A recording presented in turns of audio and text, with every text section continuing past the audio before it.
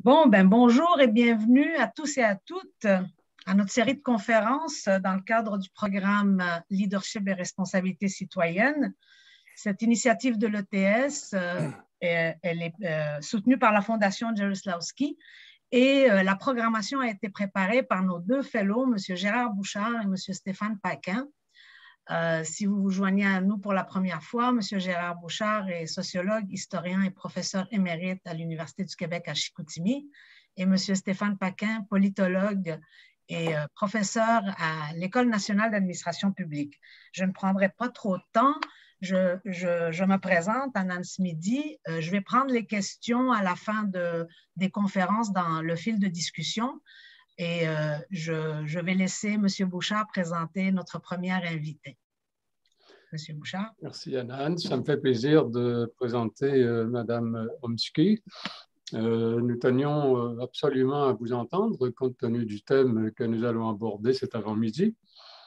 Alors, je me permettrai de dire que vous ne paraissez pas très avancé en âge, mais vous avez un parcours qui, lui, est très avancé. C'est assez substantiel quand même. Vous êtes professeure aux hautes études commerciales, vous êtes directrice de l'Institut du Québec. On ne dit pas l'Institut économique, hein? On dit l'Institut du Québec. Ouais, donc ça annonce plus d'ambition. C'est ça. Vous avez une formation en études internationales, en plus de, je crois que vous avez aussi une formation en économie. Hein? Vous avez exercé des responsabilités auprès des gouvernements. Je ne vous dirai pas lequel, mais ce n'est pas honteux. De 2008 à 2012, vous étiez au cabinet du ministre des Finances, où vous exerciez quand même des responsabilités importantes. Auparavant, je crois que vous avez été conseillère principale au ministère du Développement avec M. Bachand, je crois. Hein? Oui. Exact. Et puis, vous vous intéressez à des thèmes qui sont voisins de vos champs d'intérêt. Par exemple, je sais que vous avez une préoccupation pour l'école publique, pour l'amélioration de la qualité de l'école publique. Vous vous préoccupez aussi du problème du décrochage, ce qui veut dire que non seulement vous avez un parcours étoffé, mais vous jouez sur un clavier qui est assez large. Et apparemment, vous le faites très bien. Alors, nous vous avons demandé d'intervenir sur le thème des petites nations ou des États-nations face à la mondialisation. Eh bien, vous avez la parole. Merci beaucoup. Merci pour la présentation. Alors, oui, c'est un thème qui est très large et j'ai décidé de vous présenter un peu des réflexions socio-économiques post-pandémiques. Donc, c'est large et comme vous dites, l'Institut du Québec, ce n'est pas l'Institut économique, c'est plus ambitieux. Donc, on essaie de toujours aborder les questions au-delà du strict point de vue économique en incluant l'aspect social et de plus en plus environnemental. C'est interrelié. Et donc, je vais essayer de présenter les transformations auxquelles on assiste en ce moment. Donc, juste un petit mot pour vous dire c'est quoi l'Institut du Québec. Je l'ai cofondé avec Raymond Bachand en 2014, puis on est issu d'un partenariat entre le Conference Board du Canada et HEC Montréal. On est maintenant indépendant, on est basé à HEC. Et donc, voilà, on réfléchit beaucoup à tout ce qui est politique publique, surtout finances publiques, marché du travail et croissance économique durable. Donc, voilà, je vous partage ma présentation.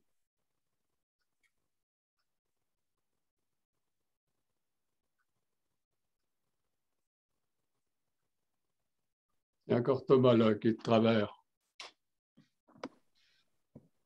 On va remettre au début. Et mettre ça en diaporama. Voilà. Alors, pour commencer, je vais vous montrer ce graphique pour vous dire qu'il faut, quand on fait de la prospective, il faut agir avec beaucoup d'humilité. Parce qu'il y a ce qu'on connaît, il y a ce qu'on connaît qu'on ne connaît pas, ce qu'on ne connaît pas qu'on connaît et ce qu'on ne connaît pas qu'on ne connaît pas. Donc, dans un univers avec tant d'incertitudes, il faut évidemment ne pas se priver de l'exercice d'essayer de voir plus loin, mais être bien conscient qu'on le fait avec une grande part d'inconnu. Je pense que la pandémie nous l'a tous rappelé. Et donc, commençons, on va regarder les changements économiques, sociaux et environnementaux et ensuite voir comment le Québec, quels sont nos atouts, nos défis, nos opportunités dans cet univers-là. Alors, au niveau des changements économiques, bien, commençons avec quelque chose qu'on connaît, c'est la démographie, c'est assez connu. Donc, on parle beaucoup de pénurie de main-d'œuvre au Québec, on parle beaucoup de vieillissement de la population, mais si vous voyez comment on se compare à d'autres pays, vous voyez que notre pyramide inversée montre que la population vieillit assez rapidement. On est en plein dans cette transition-là. Elle va durer encore une décennie où est-ce qu'il va y avoir plus de personnes de 55, où est-ce que dans le fond, les baby boomers vont quitter le marché du travail avec pas assez de personnes de 20 à 29 ans qui vont venir prendre leur relève sur le marché du travail et donc avec tous les défis que ça comporte. Mais on voit que le Canada, les États-Unis, le Royaume-Uni, la France, le Japon surtout, il y a beaucoup d'autres pays qui vivent ça. Et à l'opposé, on a l'Afrique, la plupart des pays africains, d'autres pays en Amérique latine qui ont des pyramides inversées. Qu'est-ce que ça fait? Ça fait que dans notre contexte de transition démographique, de décroissance du bassin des 20-64 ans, on va être en compétition avec d'autres nations pour attirer les meilleurs talents, pour gérer le talent, l'attraction d'étudiants internationaux, la capacité de rétention, notre efficacité à reconnaître les compétences, les diplômes des travailleurs et des citoyens qui viennent d'ailleurs, la capacité à traiter nos dossiers dans des délais acceptables. Tout ça va être de plus en plus important parce que ça va s'accentuer ce qu'on vit en ce moment en termes démographiques. Le marché de l'emploi au Québec va se resserrer, comme je l'ai dit, et on voit à peu près, si vous voulez voir comment on se situe, si on regarde le taux de chômage, bien, on va retomber sur des niveaux de chômage qui sont plus faibles quand on se compare à l'Ontario, au Canada, aux États-Unis. Les États-Unis, c'est mesuré différemment, et ce qui explique que leur taux de chômage est si faible, c'est qu'ils ont un taux d'emploi qui est beaucoup plus faible que le nôtre. Le taux d'emploi au Québec, au Canada, est beaucoup plus élevé. Donc, les gens travaillent ici, on se démarque surtout pour les femmes. À l'échelle mondiale, on fait partie des 3, ça dépend des années, mais on est tout le temps, disons, dans le top 5 en termes de taux d'emploi des femmes. Et de plus en plus, ça augmente avec la scolarisation. Maintenant, au point de vue économique, si on pense finances publiques, bien, c'est sûr que la pandémie va avoir fait en sorte que les gouvernements partout sur la planète sont plus endettés. Donc, on sort d'une crise extrêmement endettée. Je pense qu'il n'y a pas de panique pour l'instant parce que tout le monde a vécu cette situation-là, donc tous les gouvernements sont plus endettés. Le Québec ne l'est pas plus qu'ailleurs, proportionnellement. Là, on a suivi le mouvement planétaire. Le FMI, l'OCDE, toutes les organisations internationales, de toute façon, recommandaient à tous les gouvernements de s'endetter pour éviter que l'économie s'effondre. Et les taux d'intérêt sont tellement bas que ça ne nous coûte pas, année après année, là, ça ne nous coûte pas plus cher de supporter un tel endettement en termes de service de la dette. Mais ça met quand même une grande pression sur les gouvernements pour bâtir, pour la relance, pour tous les défis environnementaux, parce qu'on part avec un endettement plus élevé. Ensuite, autre changement économique, c'est cette accélération du virage numérique qu'on a vu dans la pandémie. Là, je vous ai juste mis quelques graphiques qui montrent à quel point les entreprises qui sont plus matures d'un point de vue technologique ont cru de façon plus importante en termes de profit, de croissance. Puis en bas, vous voyez l'indice boursier des entreprises technologiques qui a complètement qui a décollé pendant la pandémie. Donc, vraiment, en termes de capitalisation, de profit, de rentabilité, d'essor, c'est vraiment le numérique qui en a bénéficié. Et même les entreprises qui ne sont pas dans le secteur des TI du numérique ont dû accélérer ce virage-là. Le télétravail, c'est devenu normalisé. Tout ce qui est commerce en ligne, par exemple, pour le secteur du détail, le besoin d'utiliser des données, de la gestion des mégadonnées, de l'intelligence artificielle, c'est des choses qui sont de plus en plus importantes pour que les entreprises s'en sortent. Et ce qui m'inquiète ou ce qui m'interpelle là-dedans, c'est qu'il faut que les connaissances numériques de la population suivent. Et donc, pour qu'on puisse prendre ce virage-là et éviter qu'il y ait une fracture numérique dans la société, il faut toujours penser à cet aspect de formation continue, de formation initiale, où est-ce qu'on va outiller la population pour la rendre plus résiliente. Ensuite, la finance durable ouverte. Je pense que tout le monde a entendu parler de l'acronyme ESG dans les dernières années. Ça fait quelques temps qu'on en parle, mais ça a clairement explosé aussi les investissements dans tout ce qui est ESG. Qu'est-ce que c'est ESG? C'est environnement, société, gouvernance. Donc, c'est une nouvelle approche où est-ce qu'on ne regarde plus juste les critères strictement financiers des entreprises, mais de plus en plus, on ajoute d'autres paramètres extra-financiers qui nous montrent est-ce que l'entreprise est à risque par rapport au changement climatique, par rapport à comment elle traite ses employés, par rapport à sa gouvernance, la rémunération de ses dirigeants, etc. C'est de plus en plus populaire. Même phénomène avec tout ce qui est obligations vertes de la part des gouvernements. Et donc, c'est un phénomène à suivre parce que le secteur privé est en train de définir quels vont être ces paramètres. Ils vont exiger des redditions de comptes, les investisseurs aussi. Ensuite, le télétravail.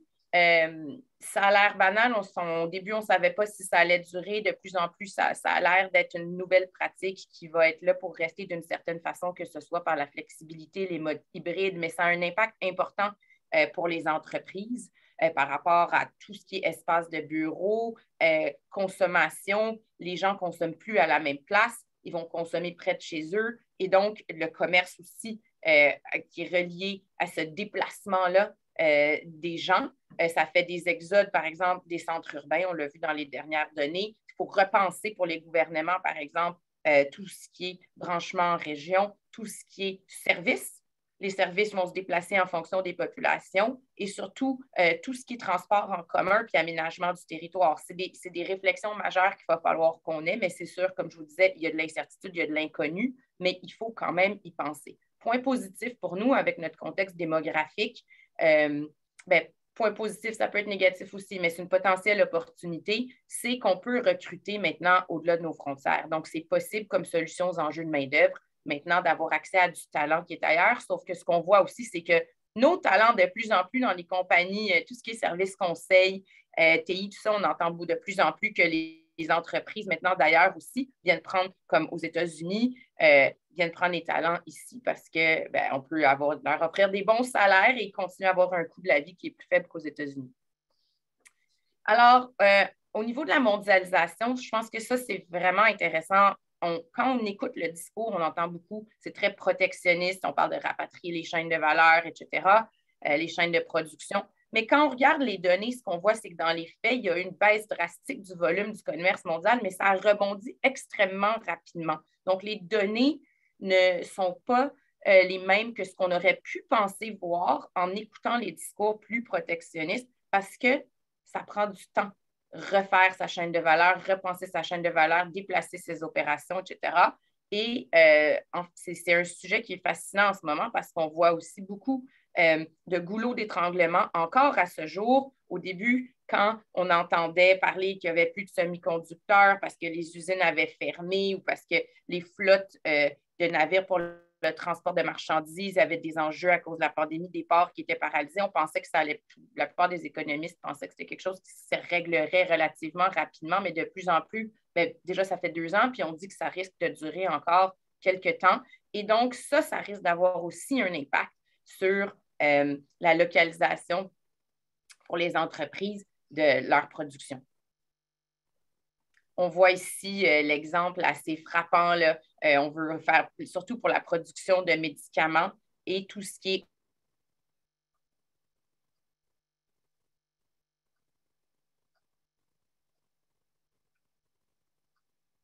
est-ce que la mondialisation va nous avoir démontré que c'était à ce point plus efficace malgré les chocs comme on a vécu maintenant dans les chaînes de production de délocaliser ou est-ce qu'il y a assez d'avantages à rapatrier? Donc, cet équilibre entre efficience et résilience, c'est un des sujets de l'heure partout dans le monde. Ensuite, ce qu'on voit, c'est que malgré tout ça, ça, c'est quelques données sur la contribution de la demande intérieure et des exportations à notre économie, mais les exportations sont 50% du PIB du Québec. Donc, la croissance des exportations, c'est un déterminant majeur de notre richesse collective de notre capacité à accroître notre PIB et après, à redistribuer ou peu importe, ou financer nos services publics. Mais si on n'est pas capable de rester bien placé dans les chaînes de valeur mondiales puis d'exporter ce qu'on fait et donc d'être compétitif, c'est sûr que ça va nuire de façon importante à la qualité de vie au Québec. Ensuite, pour ce qui est des changements sociaux, je regarde le temps, voir combien de temps il me reste. Est-ce que je ne veux pas trop déborder? 10 minutes, c'est bon. Il y a un changement générationnel, je pense, qui est assez évident. C'est documenté dans différentes enquêtes, mais on le voit aussi clairement que ça fait quelque temps qu'on en parle, les attentes des jeunes par rapport à l'entreprise. Il faut que ce soit, ils cherchent des entreprises où est-ce que c'est moins hiérarchique, où est-ce que c'est plus transparent, où est-ce que les employés peuvent faire une différence et on regarde de plus en plus la mission de l'entreprise. Est-ce qu'elle a un impact social et environnemental positif? Et ça a un enjeu parce que ça fait réfléchir souvent les organisations. C'est quoi leur positionnement? Est-ce qu'elles ont un impact social réel? Et ça force justement notre enjeu démographique. Bien, pour attirer du talent, il faut répondre à ces demandes-là des jeunes. Et les préoccupations, on aurait pu se dire qu'avec la pandémie, toutes les craintes par rapport au climat auraient été mises, disons, sur la voie d'accotement. Aurait été moins importantes pour les gens. Mais non, la plupart des sondages montrent que les enjeux comme les inégalités et les changements climatiques restent très importants, surtout chez les jeunes, mais de manière générale à travers la population. Et les perceptions du capitalisme sont de plus en plus en train d'évoluer, puis on pense que les entreprises devraient contribuer à régler ces enjeux-là, que sont les inégalités sociales et les changements climatiques. Alors, qu'est-ce qui a changé là-dessus au cours des dernières années? C'est que ce n'est plus des revendications qui viennent de groupes d'intérêt ou de militants. De plus en plus, le monde des affaires prône ces mêmes changements-là, ce même virage-là. Il y a des mouvements importants, ce qu'on appelle stakeholder capitalism ou capitalisme des parties prenantes, avec BlackRock, qui est un gestionnaire de fonds américain important, qui sont à l'avant de ce mouvement-là. On parle de Great Reset pour tout ce qui est la relance, là, comment on va rebâtir sur des nouvelles bases plus inclusives et où est-ce qu'on pense davantage comme entreprise au bien-être des différentes parties prenantes, des consommateurs, des clients, des employés, puis de la planète en général. Et donc, c'est tout ce qui est mission et responsabilité sociale de l'entreprise qui prend de la place. Je sais qu'on parle aussi beaucoup de greenwashing et donc qu'il y a beaucoup de scepticisme par rapport à ce mouvement-là. Je pense que ça va être à voir comment ça va évoluer. C'est encore en train c'est comme on l'a dit beaucoup cette expression-là, là, mais on construit l'avion pendant qu'il est en vol, c'est ça. Là. Et on est encore en train d'essayer de définir c'est quoi les critères, comment les entreprises vont s'y conformer. Puis d'après moi, comme dans n'importe quoi, il y en a qui vont le faire pour les bonnes raisons, d'autres pour les mauvaises raisons, mais c'est à nous à définir ça collectivement. Assistons-nous au lent passage de la parole aux actes. Ici, ce que je veux dire, c'est qu'il y a quand même des choses qui bougent au-delà des mots puis ce que disent les organisations, les États, il y a quand même de l'action. On a vu en Europe, ils sont beaucoup plus proactifs là, qu'ici en Amérique du Nord puis qu'aux États-Unis. Ils ont commencé à avoir des nouvelles réglementations. Bon, la plupart des pays se sont engagés pour la carboneutralité en 2050 avec une cible intérimaire en 2030, mais aussi, il y a ce qui pourrait avoir une différence, c'est la taxation carbone aux frontières, par exemple. Ça, c'est des éléments assez majeurs de réglementation qui pourraient changer la donne. Et donc, ça veut dire que les produits vont être évalués et taxés en fonction de leur empreinte carbone. Alors, comment le Québec se positionne là-dedans? Ça, c'est un petit graphique pour vous montrer la tarification du carbone au Québec. On est vraiment entre ce qui se passe en Europe et ce qui se passe aux États-Unis. Donc, comme pour beaucoup de choses, le Québec est entre deux mondes. On aspire un peu à cette réglementation puis ces actions qui ressemblent peut-être plus à certains pays européens, mais en même temps, notre voisin, notre principal partenaire commercial, c'est les États-Unis. Vous voyez les États-Unis en bas avec la tarification du carbone qui est plus faible. En Europe, c'est en augmentation constante et le Québec est entre les deux. Et comment le Québec se situe en termes de production énergétique? Vous voyez le vert, là, en haut, c'est le Québec. On est 99 renouvelable avec notre hydroélectricité. comparé au Canada et aux États-Unis, où est-ce que c'est plus de pétrole, de gaz naturel. Mais après, vous voyez qu'on est on est encore très bien positionné, mais on consomme encore beaucoup. Ça, c'est la consommation. Tantôt, c'était la production. Et donc, là encore aussi, grâce à notre électricité, on a une belle longueur d'avance, mais le transport, c'est encore du pétrole et du gaz naturel. Alors, voilà. Et donc, conséquences et adaptations pour le Québec économique de l'après-pandémie, comment on peut résumer, dans le fond, ce que je viens de vous présenter? Pour moi, il faut toujours qu'on pense les 3 transitions. C'est ceux qui ont lu la presse ce matin, c'est un peu comme ça que je le résume. Là. Il y a la transition démographique. On vit un choc démographique qui fait que le bassin de travailleurs va être en décroissance jusqu'en 2031 à peu près. Et donc, on a moins de personnes qui rentrent sur le marché du travail que de personnes qui sortent. Donc, qu'est-ce qu'on fait? Oui, l'immigration est une solution, mais selon toutes les simulations qu'on fait, ça ne va pas contrer ça. Ça peut juste atténuer le fait qu'il va y avoir moins de travailleurs par personne de 65 ans et plus. Et donc, il faut revoir les façons de faire, il faut revoir l'organisation du travail, il faut revoir la fiscalité, etc. La transition vers le numérique, bien, c'est encore l'aspect où, pour moi, c'est important, c'est la formation. C'est la formation des travailleurs, c'est la formation des dirigeants, c'est notre capacité à prendre ce virage-là de façon rapide et agile en incluant la population dans ce changement de culture. Puis parce qu'on n'est pas très bon encore pour tout ce qui est formation en entreprise. On a des établissements d'enseignement fantastiques, on a des universités reconnues mondialement, mais il manque de fluidité entre la connexion entreprise, mais pas juste entreprise. Au-delà des frontières des universités, les universités, il faut plus de collaboration, il faut que ça se rende dans les entreprises, il faut que les entreprises osent faire plus de formation continue aussi. C'est un enjeu qui n'est pas, on n'est pas là encore au Québec quand on se compare.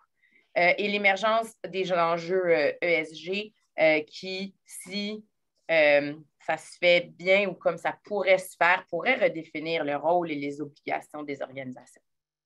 Comment le Québec se positionne donc là-dedans? Quels sont nos défis? Bien, on a des atouts. On a un réseau universitaire de grande qualité, des établissements collégiaux aussi partout à travers le territoire avec des spécialisations qui se démarquent. On a une main-d'œuvre qualifiée de pointe dans plusieurs domaines comme les TI qui sont de plus en plus importants, mais d'autres domaines aussi.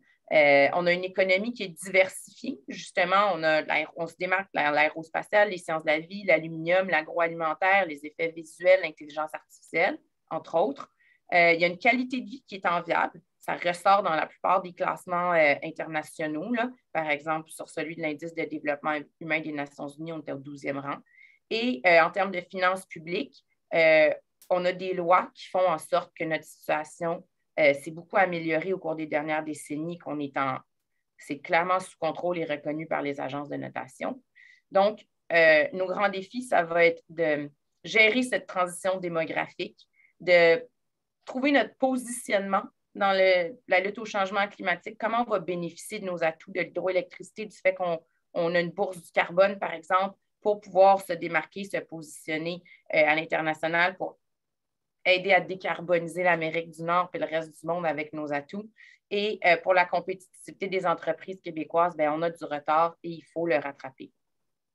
Donc, le Québec a des opportunités. On est une plaque tournante avec tous nos accords de commerce avec l'Europe, le Pacifique et bien, notre marché nord-américain avec les États-Unis et le Mexique. Donc, oui, il y a des accrochages des fois avec ces accords-là. On le voit en ce moment, on le voit avec le bois d'œuvre, etc. Mais c'est quand même, ça nous donne accès à un bassin de plus d'1 milliard, 1,5 milliard de personnes avec des accords tarifaires avantageux. On a une proximité, une interconnexion avec les États-Unis, qui est la première économie mondiale. Et finalement, bien, on a des ressources naturelles stratégiques. On a des industries stratégiques et on est hyper bien positionné. On a du talent. Donc, pour tout ce qui est transition verte, le Québec est à la bonne place. Donc, les gouvernements peuvent s'adapter grâce aux outils législatifs, fiscaux et réglementaires pour faire transparaître ces nouveaux défis socio-économiques et les entreprises et les autres organisations doivent aussi se positionner quelle va être leur place et leur rôle dans ce nouveau contexte post-pandémique. Est-ce que c'est juste des courants passagers ou on bascule vraiment vers un changement de paradigme profond? Je ne le sais pas. Ça revient à ma première diapositive. Ça, c'est ma dernière. Je ne le sais pas. Je vous présente ce qu'on voit en ce moment. Quels courants vont être les plus forts, lesquels vont être passagers, lesquels vont être permanents, c'est à voir. Mais je vous présente les opportunités, les défis et ma vision un peu de ce qu'on vit en ce moment. Merci.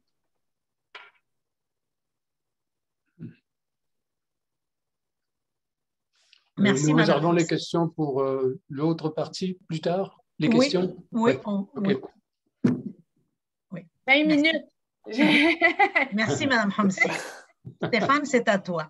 Oui, alors, merci beaucoup pour cette excellente présentation. Ça met très bien la table sur les débats dont on voulait justement parler aujourd'hui. Et maintenant, ça fait grand plaisir que je vous présente Luc Godbout. Luc Godbout, c'est vraiment, en fait, c'est un grand plaisir que tu aies accepté de venir nous rencontrer ce matin. Là, je me permets de te tutoyer parce qu'on se connaît depuis de nombreuses années, lorsque moi aussi j'étais à l'Université de Sherbrooke. Alors, Luc Godbout est professeur titulaire à l'Université de Sherbrooke. Il est titulaire de la chaire en fiscalité qui est située en finances publiques, qui est située à l'Université de Sherbrooke. Il a été aussi président de la commission d'examen sur la fiscalité. Il est très souvent sollicité par les divers gouvernements pour des conseils en matière de fiscalité, de finances publiques, en matière économique. Vous l'avez probablement vu aussi parce qu'il est très souvent présent dans les médias, notamment à RDI Économie. J'ai souvent dit à ma conjointe que Luc était comme un poète des finances publiques. Il est capable de résumer le budget du gouvernement du Québec en quelques phrases, avec des exemples toujours clairs et précis. Et les travaux de la chaire qu'il dirige, là, vous pourrez aller après la présentation de Luc, voir sur le site web de la chaire, est une mine de données et d'études extrêmement bien faites qui sont devenues, pour tous ceux qui s'intéressent comme moi aux finances publiques, à la fiscalité et aux politiques publiques, un passage obligé, là, notamment à chaque année lorsque son rapport annuel sort. Là, je dois admettre qu'on va tous fouiller dans ces banques de données pour saisir les tendances. Puis aussi, sur le site web de la chaire, il y a des outils interactifs où on peut faire des simulations à partir selon notre imagination. Là, ça, c'est vraiment précieux et très bien fait. Donc, c'est avec grand plaisir que je vous présente aujourd'hui Luc Godbout. Alors, Luc, je te laisse la parole. Parfait. Merci Stéphane. Merci de l'invitation. Alors aujourd'hui, le thème, ce que j'essaie de faire, c'est fiscalité au Québec et mondialisation.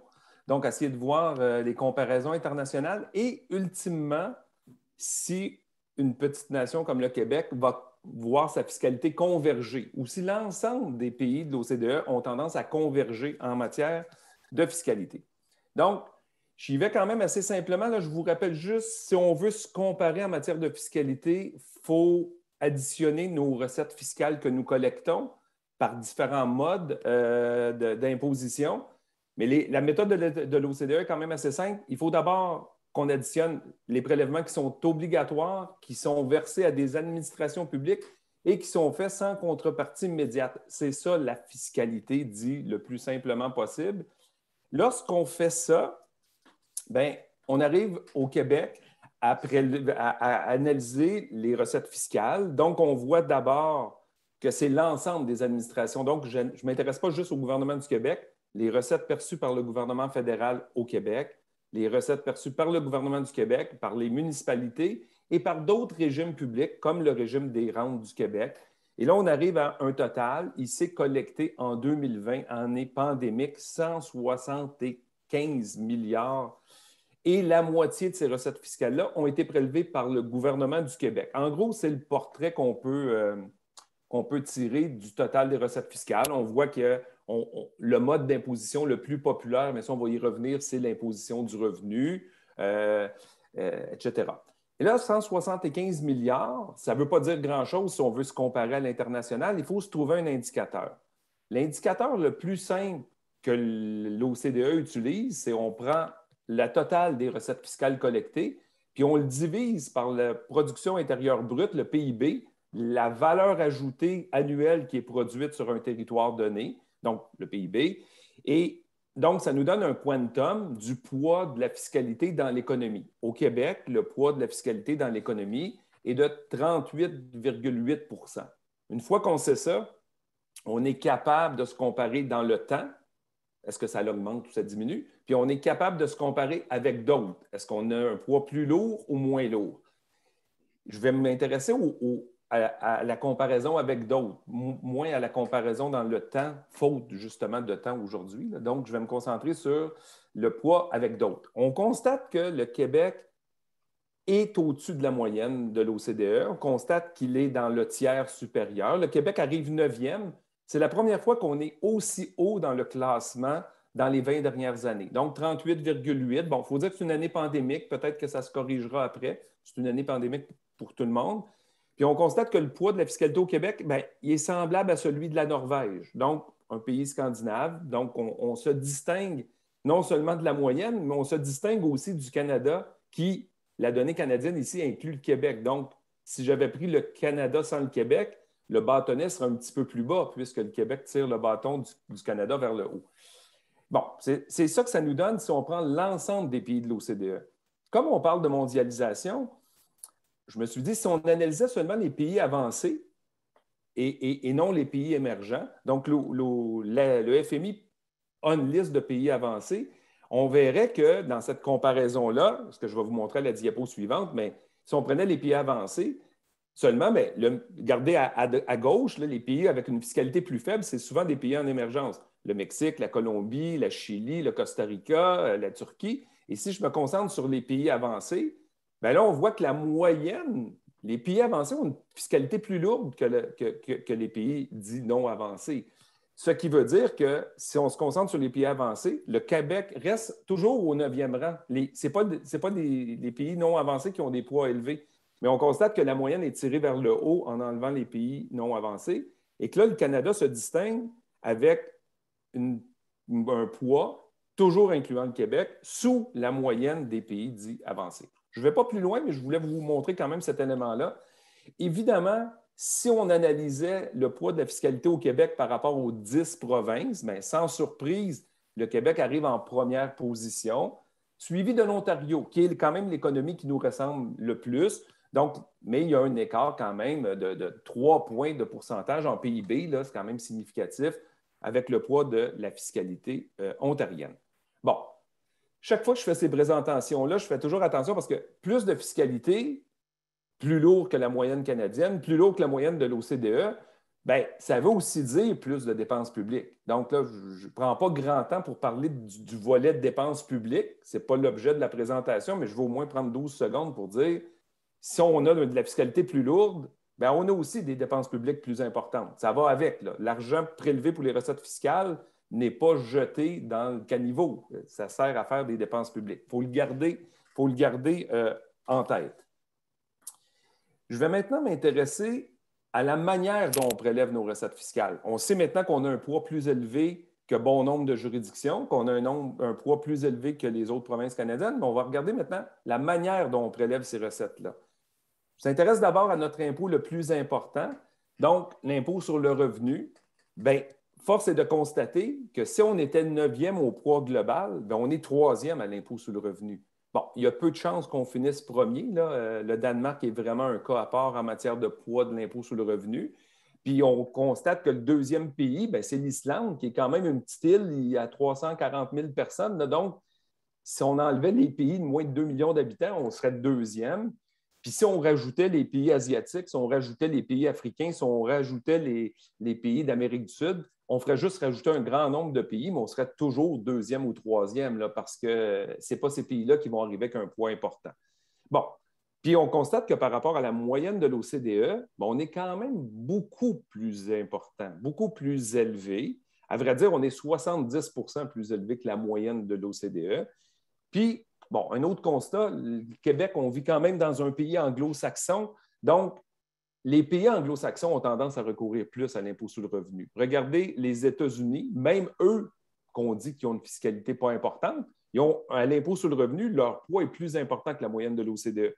Donc, pays anglo-saxons, Royaume-Uni, États-Unis, Australie, Canada, ont tous tendance à recourir plus à l'impôt sur le revenu.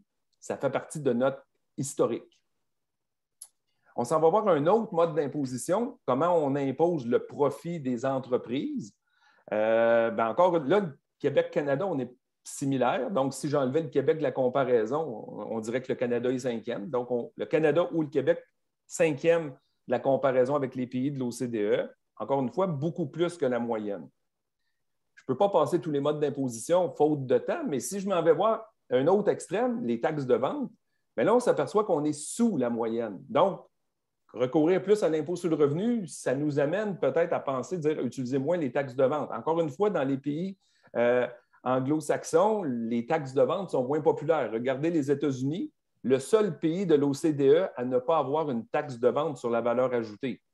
Il y a certains États qui ont des taxes de vente, mais c'est des vieilles taxes de vente là, qui fonctionnent un peu de manière archaïque.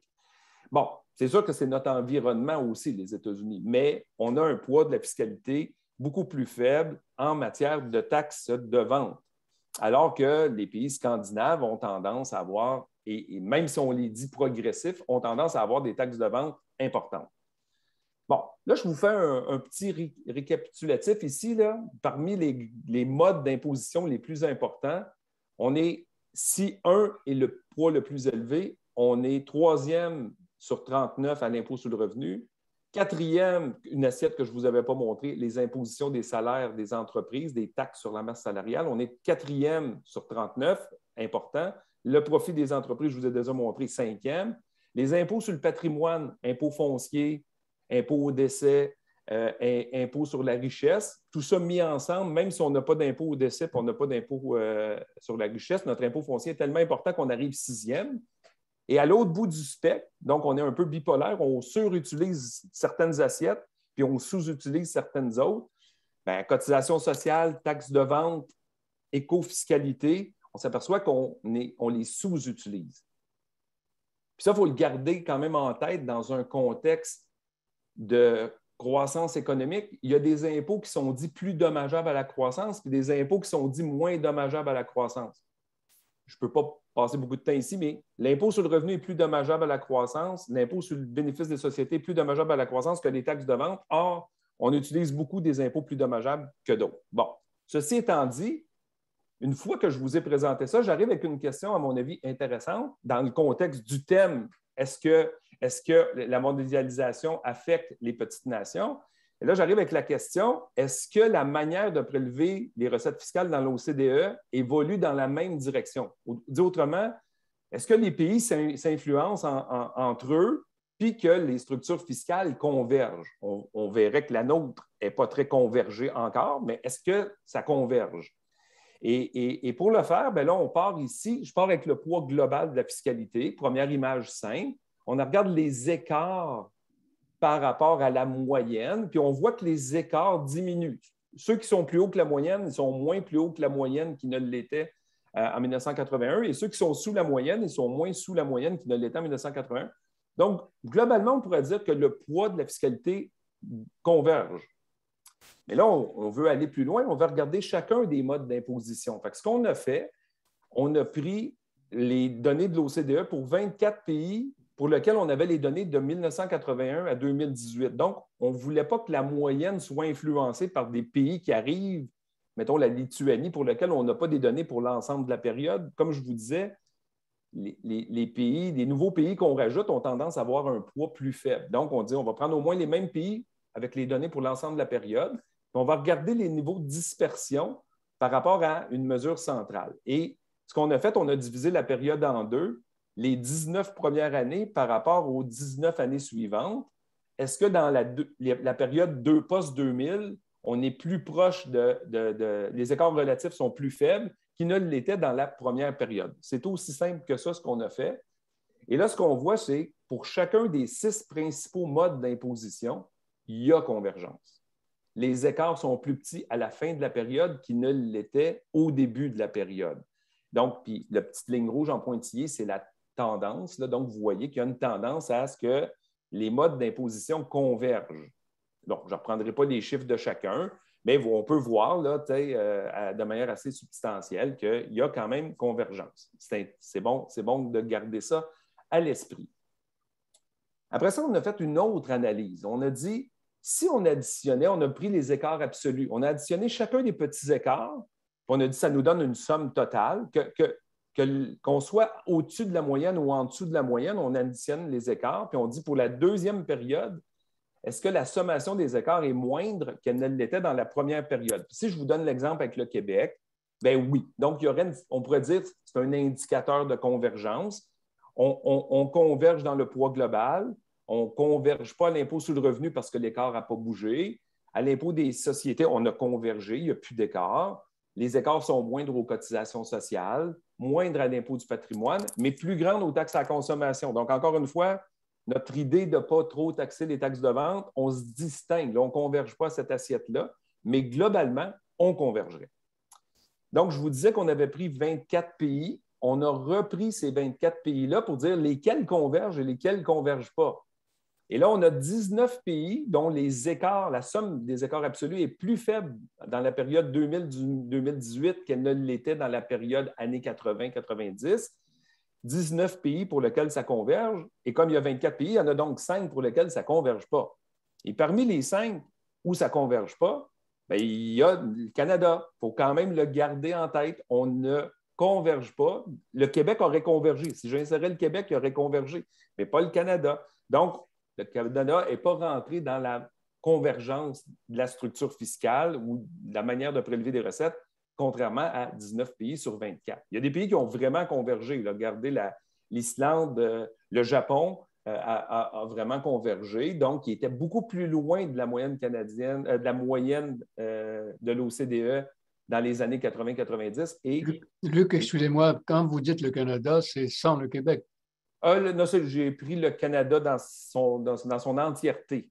Okay. Donc, même si le Québec converge, le Canada globalement ne converge pas. Ça veut dire que si j'avais fait le Canada sans le Québec, l'écart serait encore plus grand. Merci. Donc, ça, c'est une première, une analyse additionnelle. Après ça, on a pris, on a poursuivi dans des analyses additionnelles en disant ici, ce qu'on a fait, on le fait par régression. Là, je sais que ça peut être un peu complexe, mais tout ce qu'on a besoin de retenir, c'est que lorsque le coefficient est négatif, ça nous dit que si on avait ajouté une année à l'analyse, la probabilité que cette année additionnelle-là réduise encore ou améliore la convergence est là. Donc, si le coefficient est négatif, ça veut dire qu'ajouter des années améliorerait la convergence. C'est tout ce qu'on a à retenir ici. Donc, c'est vrai pour chacune des assiettes et c'est vrai pour le poids global. Ici, une dernière analyse de bêta-convergence, qui est encore une fois, là, je ne veux pas qu'on retienne tout, mais ce qu'on a à retenir ici, c'est si le résultat est négatif, ça veut dire qu'il y a convergence, et plus le chiffre négatif est élevé, plus la convergence est forte. Et là, vous voyez que la convergence est plus forte dans la structure d'imposition que dans le poids global. Puis l'impôt qui converge le plus, c'est l'impôt sur le profit des entreprises. Donc, les tendances sont plus fortes à ce niveau-là. Deuxièmement, après ça, ça serait, mettons, les impôts sur le patrimoine. Il y a beaucoup de pays qui ont enlevé les impôts sur la richesse.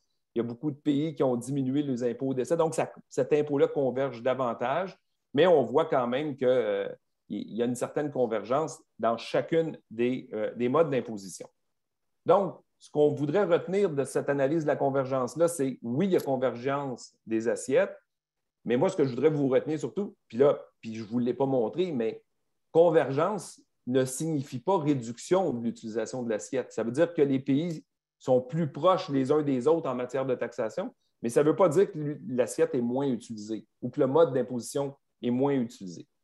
Bon, j'arrive dans la dernière portion pour terminer. Donc, je vais analyser si jamais post-pandémique, un État aurait besoin de plus de recettes fiscales. Donc, on sort de la pandémie, on dit bien, le Canada ou d'autres juridictions, prenons le Canada ou le Québec, on aurait besoin de davantage recourir à des modes de prélèvement, lesquels on doit prioriser et lesquels on ne devrait pas recourir davantage parce qu'on les utilise déjà trop.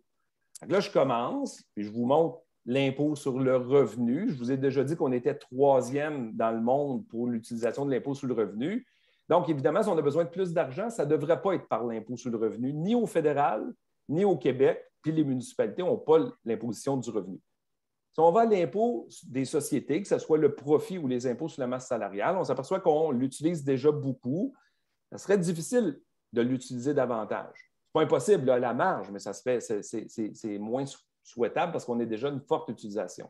Si on s'en va aux impôts fonciers, je ne vous l'avais pas montré spécifiquement, mais on est déjà premier.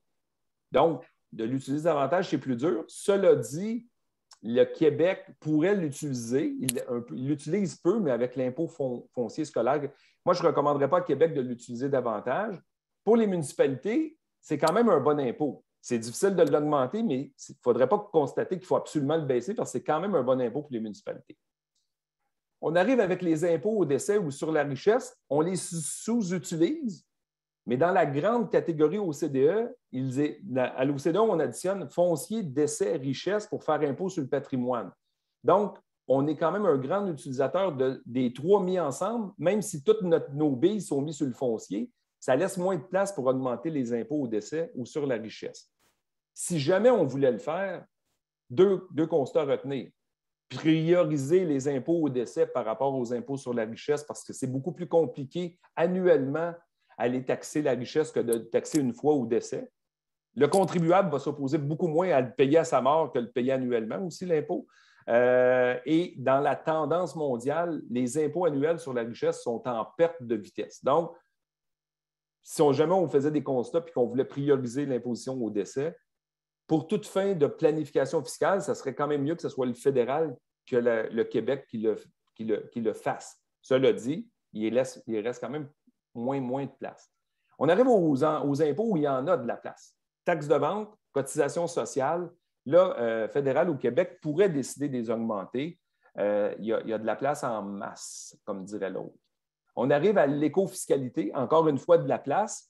Puis, dans le cas de la tarification, bien, je dirais, pour les municipalités surtout, on pourrait dire, bien, si vous en voulez plus, il pourrait y avoir cette option-là. Je termine vraiment, comme le disait Stéphane, la chaire s'est dotée d'outils. Donc, notre édition 2022 du bilan de la fiscalité, c'est beaucoup de choses. C'est 125 tableaux et graphiques. Je vous en ai présenté que quelques-uns. N'hésitez pas à consulter notre documentation. Ça aide à faire des choix. Qu'on souhaite avoir moins de fiscalité, plus de fiscalité, ce n'est pas important, mais ça aide à faire des choix un peu plus éclairés si on a l'ensemble de l'information. Si on veut avoir le plus possible un outil de référence. Donc, Stéphane, je m'arrêterai là, puis je pense ça va nous permettre de passer aux questions. Aux questions. J'ai une question pour Mme Homsi, si vous êtes là encore, Mme Homsi. Alors, j'ai une question pour vous. Le télétravail favorisera-t-il la délocalisation hors frontières des emplois? Avec quels impacts sur les politiques étatiques, exemple fiscalité, normes du travail, évasion fiscale accrue, etc. Et en passant, il y a quelqu'un qui a dit que votre présentation est amazing. Bon, merci. Merci beaucoup. Bien, pour le télétravail, c'est une bonne question, mais c'est que ça va des deux côtés. Donc, ça va dépendre des travailleurs, des employeurs, dans le sens que ça nous permet, on a besoin de monde. Tous les secteurs, quand on regarde les données sur les postes vacants, les dernières, il y en a 238 000 au Québec, puis c'est vraiment à travers tous les secteurs. C'est pas tout qui se fait en présentiel. Je veux dire, pas tout peut être fait en télétravail. Là. Évidemment, il y a des secteurs comme le manufacturier, la santé, tout ça, où c'est plus difficile, mais il y a quand même une bonne proportion de ça qui peut se faire en télétravail. Et donc, ça va être à nos entreprises à voir si elles veulent le faire, mais on a plus un enjeu de manque de main-d'œuvre que le contraire. Puis ce n'est pas tant dans nos habitudes, ce n'est pas une habitude très courante d'aller recruter par ce mode-là. Encore ici, c'est quelque chose qui doit être fait. Puis ça ne se fera certainement pas au détriment de notre main-d'œuvre parce qu'on est plus dans une situation où le manque de travailleurs nuit aux travailleurs qui sont déjà là parce que des fois, ça fait en sorte qu'on ne peut plus opérer, on ne peut pas faire des projets de croissance, etc. Tous les sondages entreprises le montrent. En fait, c'est un des freins à la croissance de plusieurs entreprises, cette crainte de manquer de main-d'œuvre. Et par contre, ça peut empirer le problème aussi si les autres entreprises sont plus agiles à solliciter les travailleurs d'ici. Donc, je ne sais pas de quel côté ça peut aller, ça dépend de comment on va s'ajuster. Mais il faut vraiment le suivre, puis il faut au moins vraiment en être conscient. Puis en termes de politique publique, j'ai de la misère à voir pour l'instant comment ça va, qu'est-ce qui pourrait être fait. Mais je pense juste que de sensibiliser les entreprises à cette possibilité-là, c'est déjà un élément, surtout qu'on a beaucoup d'enjeux avec tout ce qui est travailleurs temporaires puis résidents permanents. Les délais sont tellement longs qu'on perd souvent beaucoup de personnes qui voudraient venir ici, s'établir ici, puis finalement, ils décident d'aller dans d'autres provinces ou juste de ne pas venir parce que c'est trop long et trop d'incertitudes. Et donc, peut-être que ça nous donnerait accès temporairement à du talent. OK. J'ai une question pour M. Godbout. Selon vous, avons-nous une fiscalité suffisamment attrayante pour attirer des entreprises ici? La réponse serait pas mal du côté du oui, si j'avais penché. C'est vrai que le poids de la fiscalité, je l'ai présenté en proportion du PIB en disant que c'était élevé. Cela dit, on tend par des taux d'imposition sur les bénéfices quand même assez faibles et on a mis beaucoup de mesures incitatives à l'investissement. Et lorsqu'on regarde le taux d'imposition sur une entreprise qui s'installe au Québec et qui veut faire des investissements, bien, le taux sur l'investissement, donc les profits futurs découlant d'un nouvel investissement, sont quand même assez modestes. Je n'ai pas d'image à vous montrer, là, mais on se classe bien au Québec en termes de poids de la fiscalité sur un investissement pour une entreprise. Et nos taux d'imposition sur les profits, de manière générale, sont quand même assez faibles. On a malheureusement une tendance au Canada à vouloir tout le temps aider les PME. Canada incluant le Québec, là, tout le temps vouloir aider les PME. Et les pays de l'OCDE ont tendance à dire on devrait avoir une fiscalité plus générale sur les entreprises grandes et petites plutôt que de donner toujours un traitement de faveur aux PME, parce que ce n'est pas les PME qui sont nécessairement la plus grande source de croissance économique. Donc, c'est contre-logique, mais on devrait dire avoir un taux neutre, augmenter l'imposition sur les petites entreprises et baisser l'impôt sur les grandes qui sont les plus grandes sources d'innovation. Mais politiquement, c'est moins populaire de dire on va baisser. Il y a une spirale à la baisse pour l'imposition des petites entreprises. Donc, chaque élection, on promet de baisser l'impôt sur les PME, alors qu'on devrait tendre vers une fiscalité avec un taux unique pour le bénéfice des entreprises qui nous permettrait de baisser celle des grandes entreprises. J'ai une autre question pour vous, M. Godbout. Alors, vous l'avez brièvement abordé, mais j'aimerais que vous élaboriez sur les leviers disponibles aux municipalités pour accroître leurs recettes et réduire leur dépendance à l'impôt foncier. Y a-t-il des exemples mondiaux qui soient transférables? L'impôt sur l'impôt foncier pour les municipalités, moi je voulais le répéter, c'est un bon impôt. Donc, c'est un impôt qui permet le moins d'éléments négatifs sur la croissance économique. Les gens, ils ne se déplaceront pas d'une ville à l'autre pour économiser l'impôt foncier. Là. Donc, c'est un impôt qui est correct, qui n'a pas d'effet de mobilité. L'autre, par contre, si on veut réduire notre dépendance, moi, je pense pour les villes, dans les 10 prochaines années, c'est de miser davantage sur l'écofiscalité. Il faut dire, aller chercher des recettes en modifiant le comportement des gens. Je pense notamment aux taxes sur les ordures. Si on arrive à mieux taxer les gens en fonction de la quantité de déchets qu'ils mettent au chemin, bien, on va prélever des recettes en fonction de ça, puis on va modifier leur comportement. Donc, on va avoir des effets environnementaux positifs et on va aller chercher des recettes qui nous permettraient de moins augmenter l'impôt foncier. C'est un exemple. OK. J'ai une autre question. Quand M. Legault se compare à l'Ontario, est-ce qu'il tient compte de la qualité de vie? Bon, une bonne question. Est-ce que c'est pour Mia ou pour moi? Mais quand on tient compte quand on veut se comparer avec l'Ontario, il faut quand même reconnaître qu'on a un écart de PIB par habitant. Donc, on a un niveau de vie calculé par le PIB par habitant qui a beaucoup de limites plus faibles qu'en Ontario. Puis on a une fiscalité qui est plus lourde, malgré qu'on reçoive de la péréquation. Donc, je ne veux pas trop mettre de chemin, mais il y a tout ça à tenir en compte. Donc, vouloir augmenter notre niveau de vie, ça voudrait dire recevoir moins de péréquation.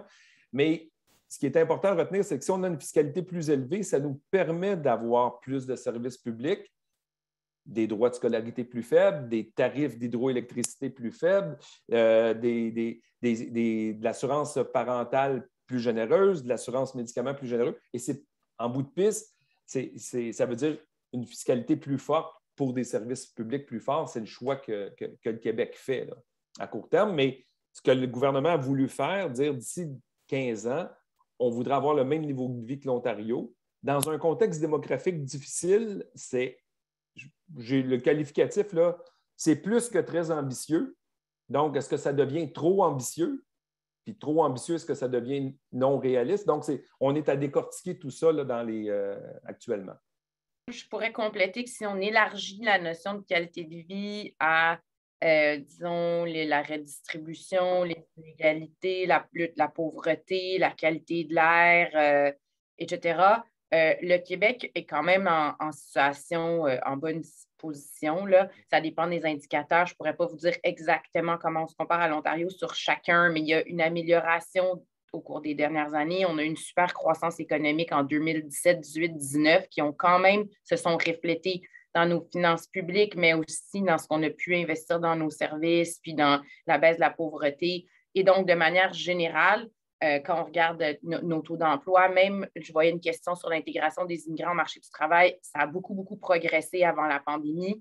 Les différents groupes, là, quand on regarde les jeunes qui ne sont ni à l'emploi ni aux études, là, les NIF, il y en a beaucoup moins ici qu'en Ontario. Donc, il y a encore des défis sur la diplomation, par exemple, le décrochage scolaire, etc. Mais quand on regarde l'ensemble des indicateurs, l'accès à des espaces verts et tout ça, le Québec est quand même une société où il fait bon vivre, j'ai le goût de dire. Ouais. Monsieur Bouchard, vous voulez y aller, poser une question? Parce que j'en ai encore. Oui, mais seulement si je ne vole pas du temps aux élèves. Alors, vous verrez vers la fin, s'il y a de la place, j'aurai une question pour Mme Momski. OK. Je vais continuer avec une question, toujours pour M. Godbout. Sans vouloir plus de taxes, qu'est-ce qui stoppe les gouvernements sur les taxes à la consommation? Le sentiment que les gens n'en veulent pas plus. OK. Donc, je pense que c'est ça qui est important. On est dans un environnement nord-américain. On se souvient encore que Brian Mulroney a mis en place la TPS et ça lui a, entre guillemets, pas la seule raison, c'est jamais une raison unique, mais il a perdu le pouvoir de manière assez forte, le Parti conservateur. Donc, les taxes de vente ne semblent pas très populaires. Il faut quand même le reconnaître, même si c'est une meilleure façon d'imposer et par la suite de financer nos services publics. Je pense que cette question, ce sera pour Mme Homsi. Dans le passé, on semblait dire que le taux de chômage des immigrants était supérieur à celui des Québécois. Qu'en est-il aujourd'hui et aux besoins, comment améliorer cela? OK. C'est encore le cas. L'écart était très important, disons, si on remonte à il y a 5-10 ans. Ça a commencé à rétrécir graduellement. Il y avait encore un écart d'environ 3 points de pourcentage entre on appelle les natifs, là, Statistique Canada appelle ça comme ça, les personnes nées au Canada et les immigrants. C'était donc un gros progrès, mais ça restait beaucoup plus élevé que la Colombie-Britannique, l'Ontario. C'est deux provinces auxquelles on compare souvent. Là. Il y en a presque plus d'écart en Colombie-Britannique qu'en Ontario. La pandémie a recreusé l'écart, puis là, il est en train de se refermer graduellement, mais on n'est pas revenu au niveau de 2019 encore.